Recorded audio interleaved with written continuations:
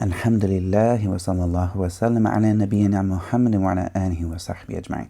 So we last left off when we were talking about Hajj, and of course Umrah is like that, with just the variations that are with how many things we do in each one of these. But so we talked about there's certain things that we can and can't do in Hajj, and there's certain things that we must do, and there's certain things that if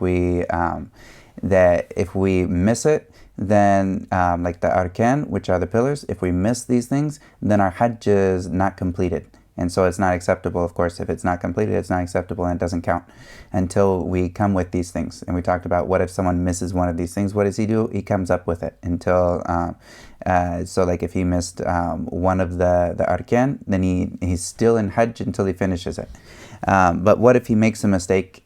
Say he wears something that he's not supposed to wear, or he say he has an issue with his head, he gets lice, or he has like some serious issue and he needs to cut his hair. Of course, like, we're not allowed to cut our hair in ihram, but if someone does that for a reason, then there is a penalty that has to be paid for that. And so this next chapter is going to go into the different types of penalties, for what they are, and what exactly is going to be required for each type of these penalties. And of course, the person who has a valid excuse, yes, he has a valid excuse, so there's no sin upon him, but he's still required to come up with this penalty that is there for the most part. And so, as this is what's narrated from the Prophet ﷺ, that he gave someone that had lice that came to him, and the Prophet ﷺ could see that this guy was going through it because he was leaving his hair untouched. And so when the Prophet ﷺ, when he came and actually did when he actually gave him the option to to cut his hair, he also told him at the same time, and also make the sacrifice. So we understand, like, even though he's not in a state of like sin or ism for doing this, he still has to give the sacrifice. So these sacrifices that we'll talk about, they're of different levels, and each one of them is for kind of a different thing. And so the author here, Abu Shujaa, rahimahullah, he starts off talking about these, and he says there's 5 types of them. So he says, faslun, which is like the chapter, وَالدِّمَاءُ الْوَاجِبَةُ فِي الْإِحْرَامِ خَمْسَةُ أَشْيَاء. And so he says, and there are 5 reasons that require an animal sacrifice. And he uses the word وَالدِّمَاءُ in like in Arabic. And a lot of times in this chapter, they'll use the word dam, and what the word dam, like in Arabic, it would mean like blood. But what they mean here is like the sacrifice. What kind of sacrifice? So they'd say like this requires dam, and which is like this requires blood, or like a sacrifice. It's just kind of the way and the terminology that's used. And so there's 5 different types here. There's 5 different types of sacrifices that are required in ihram. And so he says here, أحدها الدم الواجب بترك النسك وهو على الترتيب. So he says here the first one is the wajib sacrifice for not doing one of the prescribed rites. So if somebody missed one of these things, such as mabit bil Muzdalifah, or the throwing the rocks on the Jamrah, like these things, you can't do them after it's time. There's a set time for it. Once it's done, okay, that time is ended for it. So if you missed it in that time, then you can't go back and do this. And this is something that's required of you. And also, say someone that needs to come in at someone who was doing, say they were doing Umrah first, and they did Tamattu'.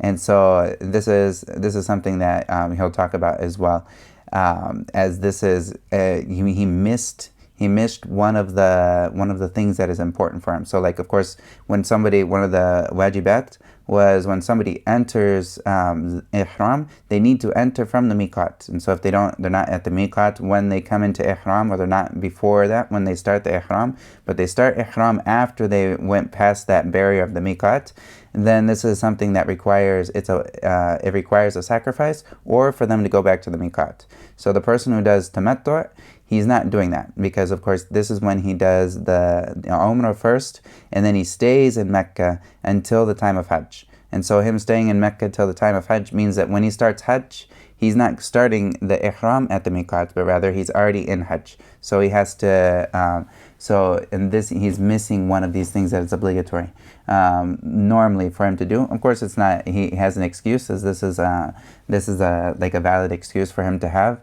and this is of the things that is permissible, of course, with the Quran and with the Sunnah, that we can see that this is a permissible type of doing it, but at the same time, it still requires the sacrifice. And so this is for Umrah, and it's also for, this is if someone did the tamattu, where they did the Umrah, and then they stayed in Mecca and went into Ihram straight from Mecca for Hajj, and they didn't leave to the miqat. And so this is that first type that he mentions here, for leaving something that is one of the nusuk, which is the obligatory actions, but that isn't from the arkan. So this can be made up for, and this is made up for with this animal sacrifice. And of course he says, وَهُوَ عَلَى التَّرْتِيبِ. So what does he have to sacrifice? He has to sacrifice first, which is in order. He says it's عَلَى التَّرْتِيبِ, and this is in order. There's some actions that Allah will give us where you can pick and choose which one of these things you want to do. And there's some of them that Allah will give you, this is the first thing, you need to do this. If you're not able to do this, only then can you do this next thing. And if you're not able to do this, only then can you choose this other thing. So it's not a pick and choose, but rather it's this first, and then if you're not able, this, and then if this. And they would say in the fiqh books, they'll say ala tartib, which means like in order. And so you have to do, if you can do the first one, then you're not allowed to do the second one. So he says here in ala tartib, the first one is shah. And so he says, which is like a shah, which I wrote here as a sheep sacrifice, but this also goes for like this would go for like a goat as well. But these are the same, the shah is the same one that would be permissible for someone to make udhiyah. So when someone's slaughtering for like Eid al-Adha, the shah needs to be at the same age, like it needs to be old enough for that. And the shah would either be a sheep or like the goat that is free of defects and whatnot, that would be be permissible, or would be like acceptable for the udhiyah, which is in the Eid al-Adha. For that slaughtering, it needs to make the same conditions. And then he says here, فَإِن لَمْ يَجِدْ فَصِيَامُ عَشْرَةِ أَيَّامٍ. And so he says, and if he doesn't have one, if he doesn't find one, then fasting 10 days. And then he says, فَصِيَامُ عَشْرَةِ أَيَّامٍ ثَلَاثَةٍ فِي الْحَجِّ وَسَبْعَةٍ إِذَا رَجَعَ إِلَى أَهْلِهِ. And so he says, then 3 of these 10 days, 3 of them need to be in Hajj. And then the 7 are when he goes back to like his hometown. And so this is of course he takes this from the ayah where Allah says فَمَنْ تَمَتَّعَ بِالْعُمْرَةِ إِلَى الْحَجِّ فَمَا اسْتَيْسَرَ مِنَ الْهَدِيِ. So whoever does tamattu', فَمَنْ تَمَتَّعَ, which is the person, whoever does this type of tamattu', which they do umrah first, and then they stay, and then they make ihram from Mecca, and then they go to Hajj. And so this person, what is required of him, فَمَا اسْتَيْسَرَ مِنَ الْهَدِيِ, for whatever is easy. So whatever is easy from him, from like the sacrifice. So so he needs to sacrifice something. فَمَنْ لَمْ يَجِدْ, so whoever doesn't find it, فَصِيَامُ ثَلَاثَةِ أَيَّامٍ فِي الْحَجِّ وَسَبْعَةٍ إِذَا رَجَعْتُمْ. And so then he needs to fast 3 days. He needs to fast 3 days in Hajj while he was still in Hajj. So a lot of times this would be like the 3 days of Tashriq, while he's throwing the rocks for the Jamarat. Then he would do fasting on these 3 days of Tashriq. So while he's still in the rites of Hajj, he does this fasting, and this is what he's like supposed to do. And then 7 more days once he goes back. And these 7 days need to be when he goes back. It can't be while he's still in Hajj or while he's still in Mecca. And these need to be after he's already left and gone back. And so this is 10 days altogether.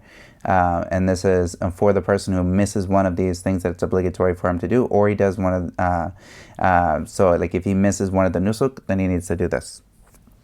And then the next thing that he says here is the next type, which is a little bit easier because he gets a choice in the matter. And he says here, وَالثَّانِي الدَّمُ الْوَاجِبُ بِالْحَلْقِ وَالتَّرَفُّهِ. And so he says this one is the obligatory sacrifice for cutting hair or indulging in one of the luxuries prohibited in ihram, which is, this is the word at-turahfu, means is like this, indulging in one of the luxuries prohibited in ihram. And usually it means like just indulging in luxury in particular, so I just gave it the extra definition so it's easier here in English. And so then he also says, وَهُوَ عَلَى التَّخِيرِ, and so this is something that he chooses. وَهُوَ عَلَى التَّخِيرِ. So takhir is the opposite of tartib. So you have tartib, which means if you do this one first, and if you can't find it, then you do this. And if you can't find it, then you do this. And it's like goes in that order. But this one is takhir, means that you can choose. So you can choose between these things. And so here's the difference here. And he says the first one, he chooses between first, وَهُوَ عَلَى التَّخِيرِ شَاتٌ أَوْ صَوْمُ ثَلَاثَةِ أَيَّامٍ. And so the first one is that it's either a sheep sacrifice or the goat as well, that's at that same level. The أَوْ صَوْمُ ثَلَاثَةِ أَيَّامٍ, or fasting for the 3 days. And so it's either he either makes a sacrifice of the shah, or fasting 3 days, just 3 days, or التصدق بثلاثة أسوار على ستة مساكين. And so, or he gives out 3 sa', as we talked about. A sa' is, so a mud, there's 2 different main things we'll talk about. We'll have a mud, which is like a handful, and this like roughly equates to 1/5 of a gallon. And so in 1 sa', a sa' is 4 mud, or amdad, just like the plural in Arabic. So it's like 4 of these. So this would be like 4/5 of a gallon of food. So this is 1 sa'. And here he says he needs to give 3 of these, 3 sa' to 6 masakin, like to 6 poor people, of course. And so this is either one of these options. So this person has either a sheep sacrifice, fasting 3 days, or giving 3 sa' of food to 6 poor people, which is this is what's required of this person. And so, of course, this is for cutting the hair. So if somebody does one of the things that's prohibited in the ihram itself, so you have ihram and all of these things that are prohibited for cutting the hair, or say someone has like a rash or something and they need to wear underwear, like from a man or something, and so like it's going to be hard for him. So he can wear it, but then he has to make one of these. He has to do one of these sacrifices, like either does the sacrifice or the fasting or the 3 sa' of food to 6 poor people. And he does this in replacement of that. And of course, if someone has an issue, like they have a medical issue and they need to wear something that is impermissible, even if it's a valid issue, they still need to do one of these things. And there's no sin upon them because it's valid, but they still need to do one of these things to make up for that. And so, this is the second one, and he gets to choose, and this is like easier. And this is the same thing, like if someone was to, and the amount of hair that counts for this is like 3 hairs. So if someone started combing their hair, and they know like they're combing their beard hair, they're combing this, and then they find that they just pulled out 3 or 4, 5, 6, 7 hairs, okay. So then they actually did this. If someone found like they were just doing this, and then all of a sudden a hair came out, they're like, uh-oh, I just pulled out a single hair. A single hair, that doesn't require anything. But if someone has like 3 hairs, then this would actually be considered something if they pulled out 3 hairs, or once they reach 3 hairs in a single sitting. And that would be like one of the issues there. And so this is the second type of sacrifice that would be, it's either a sacrifice or like the fasting, which is only 3 days, and or giving out of food. And also you'll talk about the food can only be given out inside of the haram, and this fasting can be done outside the haram. Like it's not specific for that person needs to fast inside of Hajj, but rather he can fast whenever it's easy for him. So whether it's in Hajj or when he goes back, it's just something that he needs to do. It's in his it's something that's called for him to do whenever he can do it. And so then the next thing that he says here, the third type, he says, وَالثَّالِثُ دَمُ الْوَاجِبُ بِإِحْصَارٍ فَيَتَحَلَّلُ وَيُهْدِي شَاتًا. So this third type here is the wajib sacrifice for getting prevented from completing the rites. This is called ihsar. And he leaves the state of ihram after sacrificing a sheep.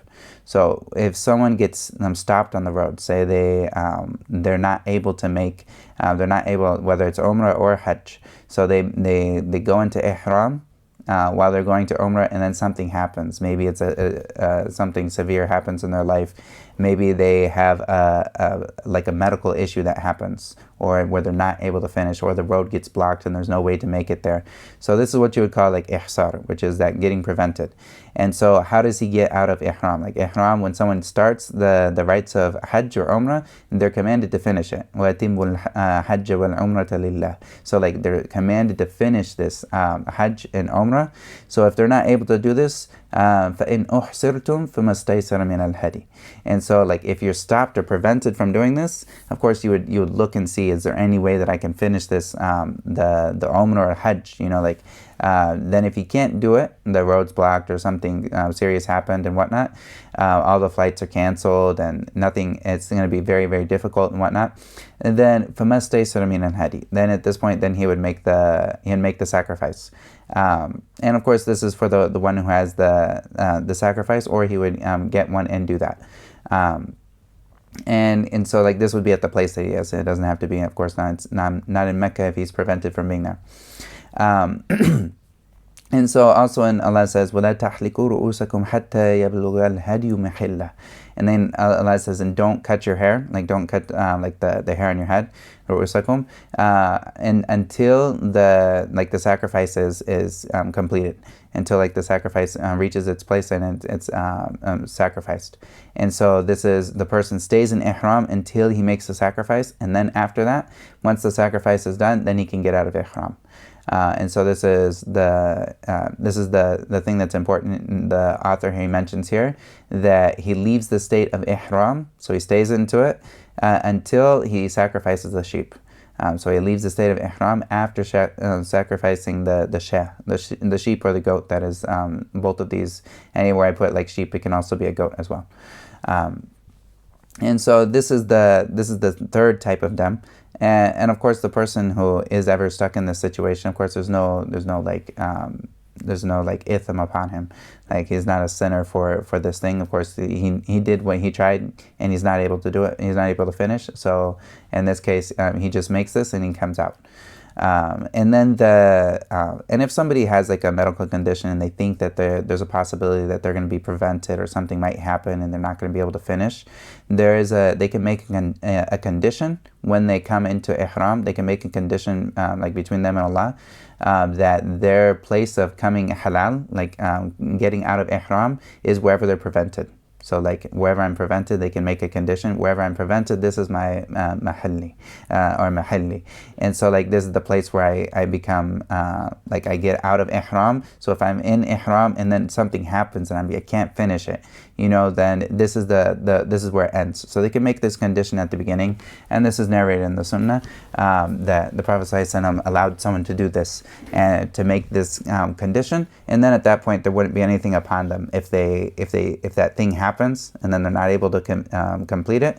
Then they would just leave the ihram right away, and there's nothing upon them. And so like of course this is for like if somebody has like a medical condition they know could happen at any point in time, like maybe there's something serious and they could be prevented, then they could make this condition. And so this is something that is in the niyyah itself, that they would have. Wallahu ta'ala a'lam. And so then the fourth thing here is, he says here, وَالرَّابِعُ الدَّمُ الْوَاجِبُ بِقَتْلِ الصَّيْدِ. And so as we talked about, and we'll talk about here, is that it's impermissible to hunt game.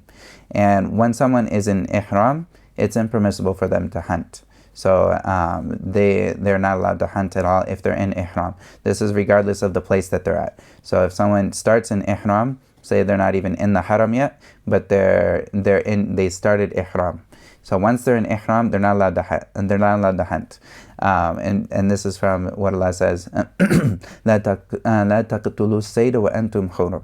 And so like don't kill any hunting game when you're in the state of ihram. And so if they do this, then this is something that that they have to make a sacrifice for that according to what they killed. And then there's also another type of killing, which is general in another sense, that no one is allowed to hunt inside of the haram itself. So like inside of the haram, you're not allowed to hunt. You're not allowed to kill any animals inside the haram. There's a couple exceptions, such as like rats or there's different pests, such as like rats or scorpions or snakes. And these are things that are permissible for someone to do because they're a pest. But as opposed to like just the normal wildlife, it's all protected. Like inside the haram itself, it's all protected, and even to we'll talk about at the end, even to the plants themselves. But if somebody, so both of these things, there's a like a prohibition in this, and the one is for being in an ihram, and the other one is for being in the haram itself, like in the actual boundaries of the haram. And he says here, إن كان الصيد مما له مثل أخرج المثل من النعم. And so he says here, and if the sayd, like the thing that he killed, if the obligatory sacrifice for killing hunting game, he chooses sacrificing what is like the game that he killed, if possible. And so this is so if there's something that's like this, like the game that he killed, like in the same size or the same shape and whatnot, then he would do this. So if it was something big, then it was like a camel, then he would have to do a camel. Or if it's like if it was closer to like a cow, then he would need to do a cow and whatnot. And so he'd look at what is the closest thing that he killed, he'd look at what he killed and what's the closest thing to that, then he would do that. And a lot of these are, and depending on the thing, of course, the person can look and see what is there, but it would have to be of the animals that are from the na'am. He says here of a na'am, which are the regular types of animals that would be sacrificed for udhiyah, like for like when we have the slaughtering of Eid al-Adha, we don't slaughter like chickens. No, if some like chicken is not from the things that would be slaughtered as an actual sacrifice. And so it would have to be something that is at least, like of course, like you would have like a goat or you'd have a sheep. This is like the smallest amount.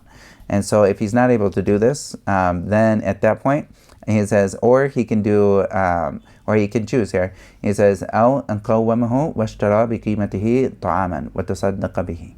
And so he says here, or he tallies up the value of that thing. So he sees the game, the replacement for whatever that game is that he killed. Then he would look at so say the replacement would be like a goat. So he would look at how much is this goat going to cost, and then he can either actually sacrifice the goat and give the meat to the people, or he buys with that amount that it would cost for him to buy that goat. He takes the worth of this goat and he buys food. He buys food for people and he gives this out in the charity. Of course, this is a obligatory charity here to the people of Mecca. And so then he would look and see how much is this worth. Okay, this is going to be worth like say it's like $400. I'm just throwing out a number, but like say it's worth like $400 and whatnot. So he would take the $400. He'd buy the food that he would give out, such as like for Eid al-Fitr. Like you look at the types of food that he would buy for Eid al-Fitr, and then he would buy something of this amount of food, and then he'd give this out in sadaqah, in charity. And so, and then, or the other option, أو صام عن كل مد يوما.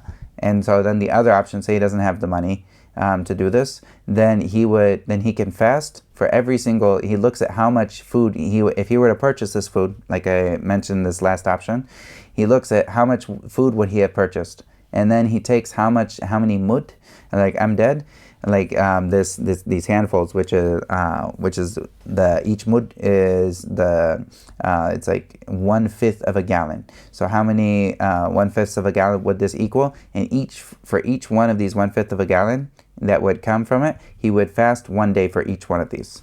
And so these are the options that he has. So he can either sacrifice what is like it, or he tallies up the value of it and buys food with it to give it out to the poor, or he fasts 1 day for each mud worth of food he would have given. And so, and then what if he doesn't have, what if there's no hunting game that is similar to this that he killed? He says, وَإِنْ كَانَ الصَّيْدُ مِمَّا لَا مِثْلَ لَهُ أَخْرَجَ بِقِيمَتِهِ طَعَامًا أَوْ صَامَ عَنْ كُلِّ مُدٍّ يَوْمًا. And so if there's not anything that's similar to this type of game that he killed, in this case he would look at the game itself and see what this worth is of the game itself, and then he would and then with the worth of the game that he killed, then he would give this out in food, like the worth. He would buy food with that worth of it, or he would fast every single he would fast for every single mud that comes out of the food. If he were to buy the food to give it out, he would fast for every mud, he would fast 1 day. And so, of course, if somebody did like calculations, say it was a big thing of game, say like for a camel, like a camel's going to be like over $1,000 at least, probably, yeah, it'd be at least over $1,000. So if you see how much food this person is going to buy with $1,000 from like the types of for like the qut, which is like what we'd give out in Eid al-Fitr, you just think, what is $1,000 going to give you? And how many amdad, or like mud, like how many of these are you going to have? It's a lot, like, to be honest. Like if someone had like a camel, this is a long, there's a lot of fasting to be done in replacement of it. And say somebody has they don't have the ability to, like say they don't have the financial ability now to pay this. So that, and they're going to have to fast it. And they say we're going to have to fast it, and this is going to be hard. And then they get money later on. This is something that's like, it's a debt for them. They can either pay it or they can fast it, And so this is up for them, but it's in their debt. Like they have to do this thing in the future. And so the next thing that the author will go into is he's going to talk about, so we went over the first of the sacrifices, which is the wajib sacrifice for not doing one of the prescribed rites, and then the wajib sacrifice for cutting the hair or indulging in one of these luxuries that's impermissible in ihram. And then the third one, which is getting prevented. What does someone do? What is that sacrifice? And then also for if someone kills something while they're they hunt while they're in ihram. And then the fifth one here that he's going to talk about is, he says here, وَالْخَامِسُ الدَّمُ الْوَاجِبُ بِالْوَطْءِ. And so he says the fifth one is the blood I said here the blood, but this is like the sacrifice for someone committing intercourse while they're in ihram. Of course, this is something that's haram for them to do while they're in ihram. But if they do it, there's a specific punishment for this. And of course, if somebody does commit, like they do intercourse while they're in one of these rites, of course, like this, invalidates the act itself, but they have to finish it at the same time, as we talked about in the last class. And so if he does this, and then his act is invalid, he also has a sacrifice on top of this that he needs to do. And this sacrifice is it's more intense than like the other sacrifices. And so he says here, وَهُوَ عَلَى التَّرْتِيبِ. And as I mentioned, there's either tartib, which is in order, that you have to do the first one. If you don't find the first one, then you do the second one. If you can't find the first one or the second one, then you do the third one. Only then can you go to the next option. So he says here, and it's in order here. The first one, which is, he says, badana, which is a camel sacrifice. So this is the first thing he has to do. If he can find a camel, then he needs to do he needs to sacrifice a camel. فَإِن لَمْ يَجِدْهَا فَبَقَرَةٌ. And so if he can't find a camel, and of course, like if the price is extortion, like is inflated for like the camel that is available, then he looks at, is this in its normal price range? If it's not in its normal price range for like that place and time, then at this case, then he could look at that. We'll talk about it at the end. But it says if he didn't find it. And he says, and if he didn't find it, then it would be a baqarah, which is a cow. And if he doesn't find the cow, and then فَإِن لَمْ يَجِدْهَا فَسَبْعٌ مِنَ الْغَنَمِ. And so if he doesn't find the cow, and this is actually one thing that's missing here in the text, but after the camel, then it would be a cow. And if he doesn't find the cow, then he would have seven from sheep. He would sacrifice 7 sheep in replacement of the camel. And then he also says here, فَإِن لَمْ يَجِدْهَا أن قوم البدن واشترى بقيمتها طعاما وتصدق به. And so, and if he can't find any of these, so he can't find a camel, he can't find a cow, and he can't find 7 sheep to do this, or as I mentioned, like if these prices are inflated over what is normal for the time and place, then in this case he can take the normal worth of it. He would take the normal worth of this, and then he would buy food for it. He would buy food with this, the same type of food that he would buy for Eid al-Fitr, for like the Zakat al-Fitr, same type of food.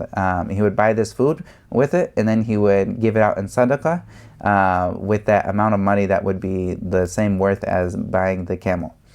And so, and if he can't find this, like he doesn't have the money for this, then what does he do? فَإِن لَمْ يَجِدْ صَامَ عَنْ كُلِّ مُدٍّ يَوْمًا. And so, and if he can't do this, then he has to fast the amount of food that it would have been there. Like, of course, for each mud, like what's that, 0.2 gallons, then this would be, he would have 1 day of fasting for each one of these. And so, of course, this is as I mentioned here, this would be a very big, a lot of fasting if someone were to actually go through this. And of course, like I think camels these days are up in the thousands, so over 1,000 at least. And so, of course, this is a very serious matter. If someone were to do this in their Hajj, of course, this is gonna cost them a lot. And this is a very serious matter. And also the next thing. So we have, this is what if someone has this. So we figured out all the different sacrifices that there are, the different categories of the 5 types here. And so the next thing he's going to talk about is a little bit about like what encompasses the sacrifices in general. And of course, the sacrifice is meant to be given to the people of Mecca, like for the poor people of Mecca, like the food from the sacrifice. If someone has an obligation to make the sacrifice, then they need to give this food. Is not something that they take for themselves. It's something that needs to go to the poor people of Mecca in charity. And so he says here, وَلَا يُجْزِئُهُ الْهَدْيُ وَلَا الْإِطْعَامُ إِلَّا بِالْحَرَمِ. So if he does the sacrifice or feeding, if he doesn't do the sacrifice but rather he feeds instead of the sacrifice, then it doesn't count for him unless he does it inside the haram. So like inside the actual haram of Mecca. But fasting, وَيُجْزِئُهُ أَنْ يَصُومَ حَيْثُ شَاءَ. But the fasting can be done anywhere. Of course, this is other than those 3 days. If someone had the first one where they had 3 days in Hajj and 7 when they go back, this is different. But like if he has to fast in replacement of like the sacrifice, then in this case he can fast anywhere. But if he does the sacrifice, then this food needs to be distributed in the haram. And if he buys food instead of the sacrifice, this food that he bought needs to be given to the poor people of the haram. And this is specific for that place. So someone can't give this back at home. No, that needs to be in the haram of Mecca for all of this food and the sacrifice, and this needs to be in Mecca. And so the next thing he brings in, which is similar to this, is he says, وَلَا يَجُوزُ قَطُّ الصَّيْدِ الْحَرَمِ وَلَا قَطُّ شَجَرِهِ وَالْمُحِلُّ وَالْمُحْرِمُ فِي ذَلِكَ سَوَاءٌ. And so he says, and it's not permissible to kill any wild game in the haram or cut down any plants. And this is the same for the person that is in ihram, the muhrim, as well as those who aren't, like the person who's not in ihram. He's not in there. All of this is the same. He's not allowed to kill any game when he's inside the actual perimeter, or like inside the actual haram. Which of course, like there'll be like signs a lot of times on the road when someone enters the actual haram itself, just so people know, because of certain ahkam that is specific for the haram. But no one is allowed to. They're not allowed to kill any wild game, and they're not allowed to cut down any trees or any plants and whatnot. This is something that they have to leave these things. Of course, like for someone who's building purposes and whatnot, this is something they can look at. And if someone's like they're gardening or something of this sort, then of course they can take care of their garden and whatnot, and get rid of the weeds that are in their garden and whatnot. But this is in general for people that are coming in. They're not allowed to cut down trees or do any harm to the plants or to the wild animals that are there. It's like a preserve in this matter. And so, and this is the same for whoever's in ihram and anyone who's just living there or kind of passing through, or they've already done ihram but they're just in the haram itself. This is something that encompasses all of them. And wallahu ta'ala a'lam. Any questions over what we went over here?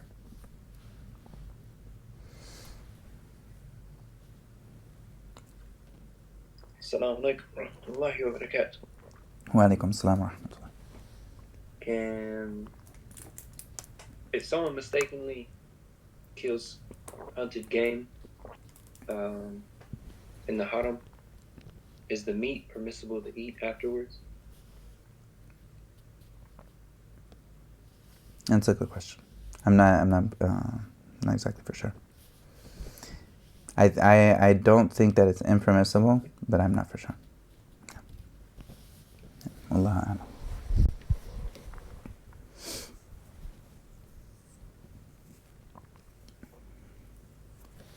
Any other questions? All right.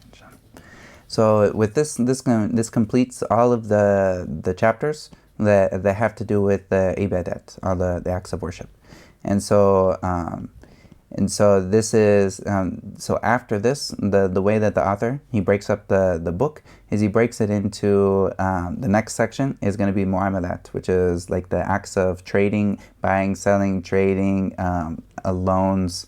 These different things are having different transactions when it comes to the money. And then after this, after the transactions having to do with money, he's going to go into some of the family rulings, of course, which is like nikah, and if there's talaq, or the different types of talaq, and what are the conditions for this, and what is permissible and what is not. And then also after that, go into some of the other conditions that have to do with judgmental rulings. Or like solving disputes. So if someone kills someone else, okay, what is to be done? And these are the rulings with like judging, and also with jihad and whatnot. This comes in here, and also some of the other hudud and whatnot. They come in this the last section. So the next section that we'll be going into, and I'll just give like a brief introduction for it today, but it's going to be going over the acts of buying and selling. And so this is very important because we have so many things that we go through when we buy and sell, and we have trading, and we have all kinds of transactions. It's very important that we understand the types of transactions that are permissible and the types that are impermissible. And this is because especially in this day and age, we have so many different types of riba that have come up, and this is not an issue of I'm happy and we agreed upon this, so I'm happy with the whatever the increase is that's all on me and whatnot. This is not an issue of you being happy with the person that's doing something that is impermissible. This is an issue between in reality, we are the slaves of Allah. We're owned by Allah. We're Allah's property. So it's not for us to make decisions that go against what He has commanded us to do. So in all of these situations, when we talk about if this is permissible or this is impermissible, we always go back to Allah and what He says, and we go back to Him in this to get the guidance of this, even if it's something we think, or people in like modern day society, they say, okay, this is permissible. They make it permissible, not on the essence of that this is actually permissible transaction. But of course, if someone's gambling, they say, me and the other guy who's gambling, we're fine with it. I know I'm going to lose some money, but I'm okay. I'm just giving it to him. No, it's like Allah made this impermissible, so this is impermissible to do, regardless of whether you're happy with it and the other guy's happy. This has nothing to do with the equation. Of course, the wisdom behind all of these transactions that are permissible and impermissible, the wisdom behind it is that Allah knows what's best for His creation, and He knows what's going to be the most beneficial, and will get rid of the most like ikhtilaf, or like the type of the harm between people where they're oppressing people. Now, of course, when we look at these transactions and we look at what's permissible and what's impermissible, we'll see that there's a beautiful line that Allah draws that a person can't draw and know what's going to be the best situation here for everybody. And this is something that is of the miraculous nature of the Sharia, is that it will keep people from being oppressed when it's applied. So the author here is going to go into talking about, the first thing he's going to talk about is he's going to talk about some of the basic conditions for buying and selling. And then he's going to talk about what is riba. And so we'll go into the basic conditions of buying and selling, inshallah, today. And then we'll talk about riba in the next class, inshallah. And so he says here, كتاب البيوع وغيرها من المعاملات, and which is the book of buying, selling, and other transactions. And so he says here, البيوع ثلاثة أشياء. So he says here, there's three types of selling. Buying is, or like buying and selling, like biyur is, it can be like in Arabic, it means buying and it also means selling. It's both. It's an interchangeable word, such as shira as well. It means both. It means buying and selling, and depending on the context, it will mean one or the other, or both of the meanings. And so he says here, there's three types. He says بيع العين مشاهدة فجائز. And he says buying a specific seen object, and this is permissible. And this is, so if you had, say I have an actual thing that's with me. So, like I have a Kindle or something. This is an actual thing that's seen, and you can see it. Like, okay, this is something, if I want to sell this, it's an actual object. You see it, and I'm going to sell it to you, and then you can buy it from me. Okay, so this is permissible. But then the next one that he says is وَبَيْعُ شَيْءٍ مَوْصُوفٍ فِي الذِّمَّةِ فَجَائِزٌ إِذَا وُجِدَتِ الصِّفَةُ عَلَى مَا وُصِفَ بِهِ. And then if someone was to have, they're going to sell something that is described fi dhimma. So it's a described thing that this person is buying, then and it's in dhimma. And this word dhimma, we'll come back to this word a lot, but there's one which is ayn. He'll use the word ayn, which is an actual it's an actual thing that we can point to. Like, this is an actual specific object, and this is ayn. And then there's another one, which is, I say here, a specific object here, and then, or a described thing. And this is not an actual thing in particular. This is like if I were going to tell you that I'm going to buy a mushaf that has this type of print, and it's going to be this size, and it's going to have this color, and it's going to have this type of paper. So this is not a specific mushaf, and maybe I get you a mushaf from here, maybe I get you a mushaf from over there, or anything, but it fits these conditions. This is what he's talking about here. It's selling something according to a described condition. And this is not a specific object, but rather it's something that's not specific, but it's described to a point where we know what we're getting when we're getting it. And a lot of times you'll find this on Amazon. So like if you're maybe we boycott Amazon, but like if we had like any type of online buying and selling, a lot of times you'll see this is the description of the object, and you'll have a picture, like a product picture of it, and then you'll have all the description of the object to a very specific thing. Tells you dimensions, the size, what is the product, what is the, if there's different types of release dates of this particular product, we'll say, it has these different release dates and whatnot. And so when we go through all of these things, we make sure that all of the conditions are made. So if this person sells it, and then when it reaches them, this described object, if it is as it is described, then this is permissible for them to have. If it's not as described, then of course this is not fulfilling the conditions of this thing, and it, of course is to be returned and whatnot. And this is, we'll have a chapter about this as well, inshallah, about like the returning. And this particular type of selling, which is like selling according to a description, this is called salam, which is that someone is buying something, and they're like, they have an actual description of an item that they're buying, and then they order this item, and then this item needs to come as it is described. And it's not a specific item because it's not seen, it's not a specific item, but this is something that is described to a point where there's not going to be any type of ambiguity in it. It's going to be very clear. And so the next thing, the third type, which he mentions here, is he says, وَبَيْعُ عَيْنٍ غَائِبَةٍ لَمْ تُشَاهَدْ فَلَا يَجُوزُ. And so he says here, and the third type is buying a specific item. And so he says, بَيْعُ عَيْن. And this is like an actual item that is not here now, that the person didn't see. So like this person never saw this item, and he's buying it without seeing this item, and he says, then this is not permissible. So say I have a car, and I can tell someone, okay, I got this car, I got pictures of the car and whatnot. This person, he's never seen the car, he doesn't know how it runs, and I'm going to sell him this particular car.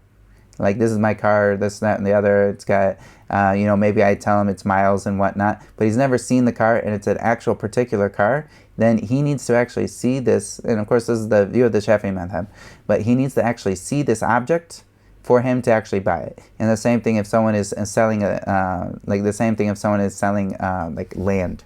They're selling land. They would need to see the actual object before they actually buy this property, or they buy this house and whatnot. They need to actually see the house.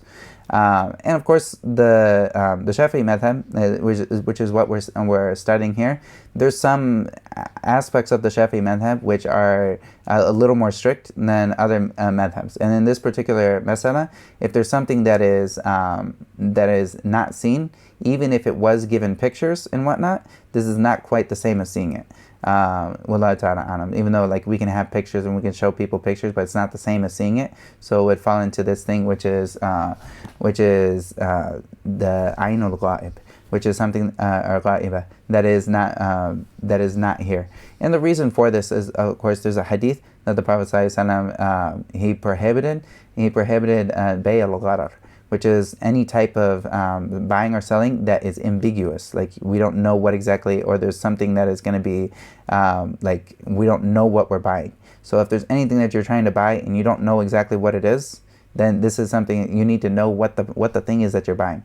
And Allah tells us that not to eat other people's wealth bil batil. And so like don't do like transactions where you're taking other people's money without due right. And so it needs to be in a way that is not eating other people's, like you're not taking other people's money by stealing or swindling and all of these other things. Of course, this is something that is a serious issue. And so these are some of the conditions that he gave here. He gave 3 types of permissible transactions, and or 3 types of transactions, and the last one which is impermissible. And there's more types of transactions from this, and there's a couple other things that we'll look into as well. And there's in general, of the terms that are going to be used, we'll have the terms which is ayn. And the word ayn is talking about a specific, it's a specific object. And this is one of the things that you can buy a specific object. You can buy this specific object with another specific object. This is something you can do. So it's like trading. This is what we call trading. Or you can buy a specific object with like something that is with an actual like worth. So you can say this is going to be $20. And you could sell this object for $20, and then this person give you $20. It doesn't matter what $20 bills it is. Maybe it's change or what. It doesn't matter what the bills are. It just needs to be in that needs to be $20. And this is them. Or it could be something as a trade too. So we are buying a specific object with something which is like, I want like 4 kilos of, or you say like you want like 4 kilos of a certain type of grain. So you could like trade by 4 kilos of a certain type of grain, which is well known. Like this is also another type of thing, and it doesn't need to be a certain grain like that is in this person's property. It's like something that is known. So he can trade with this, and this is what this type of thing that is described, or whether it's a money or something of this sort that is not specific. This thing would be called dhimma, and so we'd have ayn, which is something that's specific, and then we also have dhimma, which is something that is understood or described, which also a lot of times will refer to someone's debt. So if someone has a debt, this would be also called like this is in this person's dhimma, which is like this is on this person's account that they need to pay this thing. And then also someone could pay for one thing with another thing that is described. So they could have like something that they say I'm going to pay for, or they pay for something that is with one person's. They say I'll get you say like I'm going to get you a iPad mini from this version, and you're for you getting me some other type of phone, and you're gonna have this trade where you go back and forth, but it's not a specific phone, or it's not a specific iPad. It's described, so it needs to meet the description, and also the other thing that they trade for, it needs to meet the description. They can trade this, and there's no problem with that. And then there's also So if we're going to break down, there's kind of a chart here that we can break it down, and inshallah I'll write it out. But basically, if someone wants to do these types of transactions, one which is an actual item with another actual item, and it's now, this is permissible. If they have an actual item and they want to trade an actual item, and one of them is going to be now, like this is a specific item, one of it's going to be now, and the other person's going to pay afterwards, this is permissible as well. So one of it is now, and another one's going to pay later. This is okay. But if both people are going to do a transaction, they say, I'm going to give you this tomorrow, and you're going to give me this tomorrow. This transaction is not done. Like, this is impermissible, and it hasn't happened yet. So if this person makes they make a promise, okay, the promise is a promise. There's nothing wrong with this, but it's not a binding transaction unless one person has actually taken something. So the people have to have had some type of transaction where they actually took something, before it is a binding transaction. So if they haven't taken anything and they just made this, then this is a promise. Of course, promises should be kept, and if someone doesn't they don't follow through with a promise that is going to negatively affect somebody else, maybe there's a penalty that the other person has to pay for the harm that they caused the other person. Such as like some transactions with people, there's going to be a harm if this person doesn't come through on their word that they're going to buy this, and if this person doesn't come through with their word that they're going to provide this. Okay, there's going to be a harm involved. So yes, we can look at the harm, and then and then there can be like a penalty ascribed to the harm. But in general, this action hasn't happened as a transaction as bay', unless one side at least has taken something. And the same thing is if someone has there's something that someone wants to buy. Someone wants to buy, say they're going to buy this Kindle, and so someone wants to buy this Kindle. I say, okay, here's the Kindle, and you owe me $20. Of course, or $120. I'll make it more realistic. So I'd be like, okay, here's this, and you're gonna owe me $120. All right. And so he agrees to that, and so he can pay it afterwards. And of course, like knowing what time he's gonna pay it, this is fine. And also, if he wanted to say, I'm going to buy this for $120. I don't know what $120 he's going to give me, but he gives me $120 right now. We do this hand in hand, great. Or I give it to him now, and he gives it to me later, fine. Or he says, I'm going to buy this from you. Here's $120. You can hold on to it for the next month, and then after a month, I want you to give it to me. Okay, I took the $120, so it's going to be his, or it's his after a month.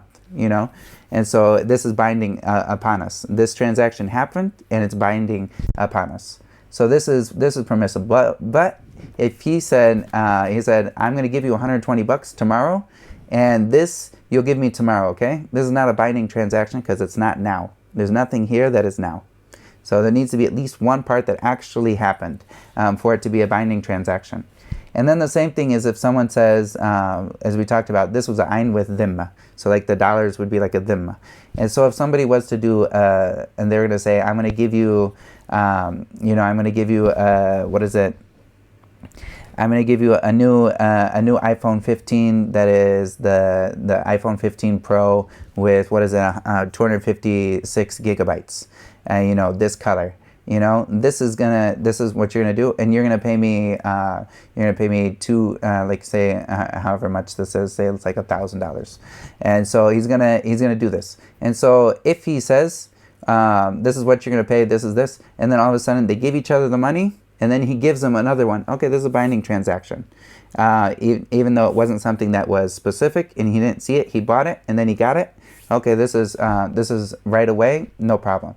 And say if he does this where on the other end, there's going to be, he's going to give him the phone, and he's going to give him a phone, and he's going to pay him. But this is, one of these will be done at the moment. If one of them is done at the moment, then it's binding transaction. But if both of these have not been done yet, there's no binding transaction. One of these things need to have actually had the money taken, or actually the product needs to be taken for it to be a binding transaction. But other than this is not a binding transaction. And this is something, if someone made a promise, then they're held to the promise according to the promise. And it's like, it's good for them to make sure that they go through on their promise, but it's not binding until somebody actually has taken something.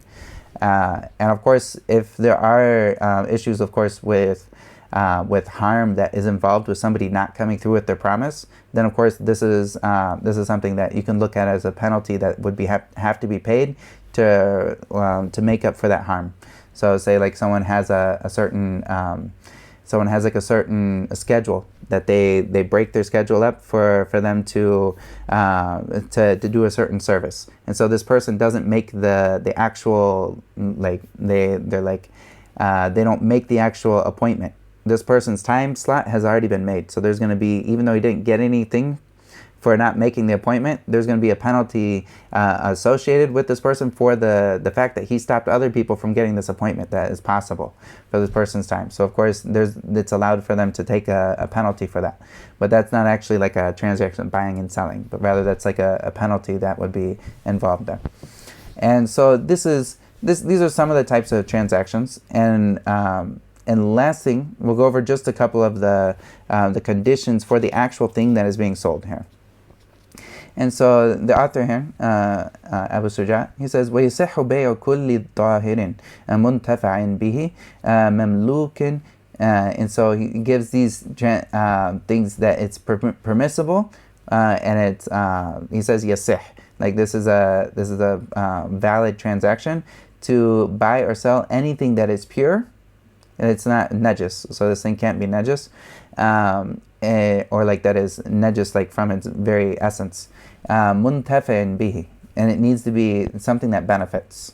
So it's something that's pure and that benefits, and it's permissibly owned. Mamluk, that's something that is owned, that is permissible. So if it meets these conditions, then it's permissible to sell this. And there's a couple other conditions that should be added as well.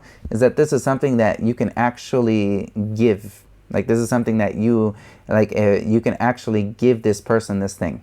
So if it's something you can't give it to him in a way that like he can receive the object, then of course you can't sell this thing because you're not able to give it out.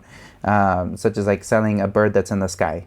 Like you have to actually get this object where you can give it to him. You can't just sell something that you're not even able to get, or a fish in the sea. Like you're not selling anybody a fish in the sea. You have to actually be able to get this thing, and then you can give it to him. If you're able to give it to him, then this is a condition you can do it. And also that the last condition, like the fifth condition, would be that they both know what they're selling. They know what this object is. And so the knowledge with this object is important as well. So this thing needs to be tahir. And so which he'll talk about this. What does this mean to be tahir? He says, وَلَا يَصِحْ بَيْعُ عَيْنٍ نَجِسٍ. And so he says it's not permissible, like looking at what that first condition was, he says it's not acceptable or permissible to buy or sell something that is najis. And so, of course, if something is najis, such as you have a dead animal that was a roadkill. We got roadkill. This thing is meita. And this roadkill is not something you can sell because it's najis. So, like, you can't sell something that's najis. And also like that, like in the Shafi'i madhab, the dog is najis as well. So, like, you can't buy and sell a dog because the dog is in his essence najis. And so this is something that can't be sold. Or also like if someone was gonna sell like if someone was gonna sell they were gonna sell like manure from something that is not pure. Then in this case, like this manure, if someone was gonna sell manure, then in this case it would not be permissible because it's najis. And this is of course on the Shafi'i madhab, all manure is najis, regardless of whether it's something we eat or whether we don't eat. And the Hanbali madhab is probably a little easier on this because there is benefit from a manure. If someone is like a farmer and whatnot, they can benefit from this.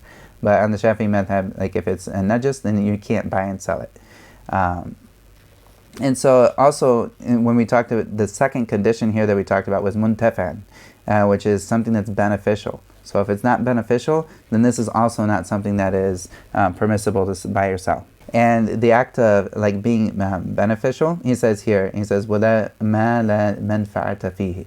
And he says, and also something that has no benefit. And this benefit is something that we look to the Sharia to see if this is beneficial or not. We don't just look at the people. So if there's something that goes against the Sharia, then this has no benefit. It's only going to be harming.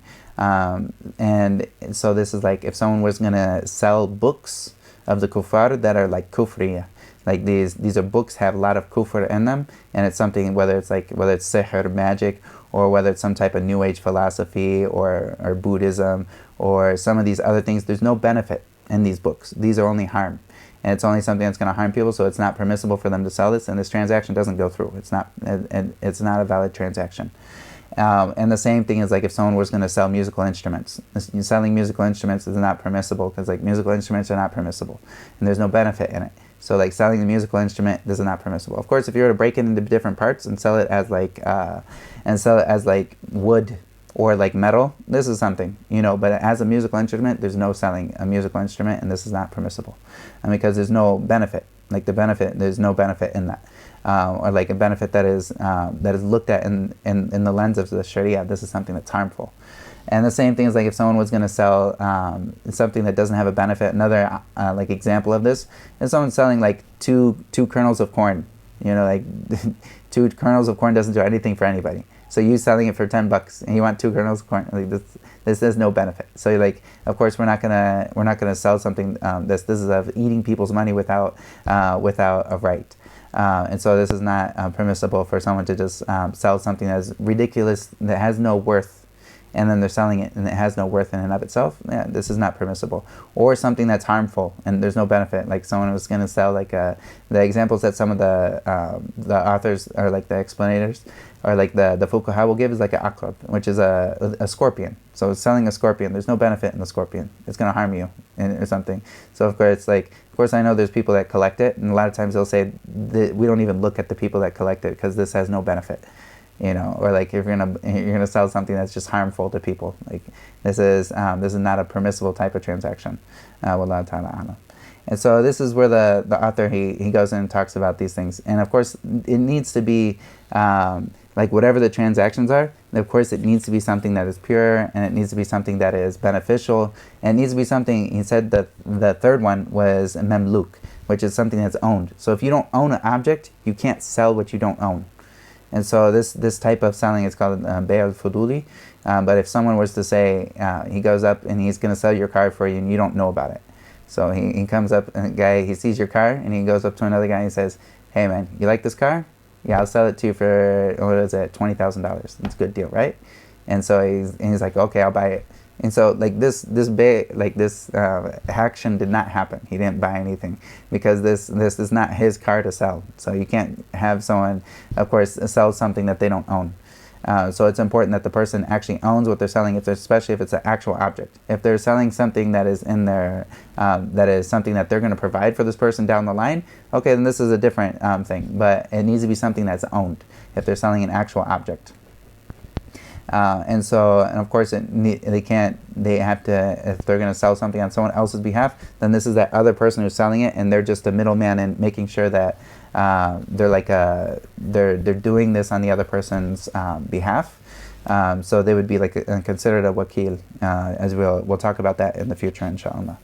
And wallahu ta'ala a'lam. Any questions over what we went over today?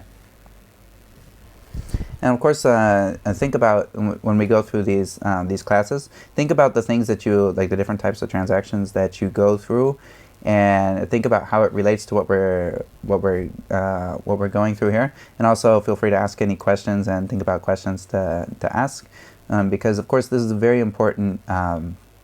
Is a very important like chapter and subject to study, especially in this day and age, because of the amount of things that we'll be exposed to. That we need to make sure that we're doing these things properly. And of course, if we're wanting to have barakah in our lives, we can't be getting our risk from a haram source. Like that risk that we give, it needs to be from a halal source. And the Prophet sallallahu alaihi wasallam said that Inna Allah tayyib la yaqbalu illa tayyib. And so like that Allah is pure, or like tayyib, which is like good or pure, and that Allah doesn't accept except that which is pure and good. So if somebody's going to give out sadaqah, or someone's going to provide for their family, this is sadaqah, and this is charity. And so if they're providing for their family, they're feeding their wife, they're feeding their kids, this is something that they get rewards for. But if they are getting this like risk, if their sustenance is from something that's haram, Allah is not going to accept this from them as their good deeds. And so this is important that someone understands when they go throughout their life and they are getting like provision and whatnot, they get it from a good source, because otherwise they're throwing it away. Like this, like if you were buying these things with halal money, and you were earning halal money, and you're feeding your family halal money, you're getting rewards for this. This is not going away. Like this is something that inshallah you're saving this and for the afterlife. But if you're buying this with something that's haram, or you're eating someone else's money without without a right, then in this, of course, like you're not going to get anything from this. It's just poof. It's gonna be dust, and it's not going to do anything for you Yawm al-Qiyamah. So this is very important that people are aware of their transactions. Make sure that they're especially the people who are buying and selling. They need to be extra keen to learn these chapters of fiqh. They need to know about this, and especially when we come into, we'll talk about riba and these things, because it's very important that we understand this, especially the people who are buying that are traders or businessmen. They need to understand this well. Wallahu ta'ala a'lam. So in my work, I'm not the owner. I just work in the warehouse and kind of manage and, put people where they need to be. We offer like rental fees on our furniture, because it's staging. So we design their house, we make it look nice so they can sell it for, attract people to their home. Yeah. If the renting fees have any aspect of it that make it an impermissible contract, would I, as the hired employee, be held responsible for any of that? As far as like the money itself, no. This is, each individual is accountable for what they're responsible for. Of course, like you're doing inkar. This is another thing. Like commanding what is good and doing that. That's something that is a separate issue.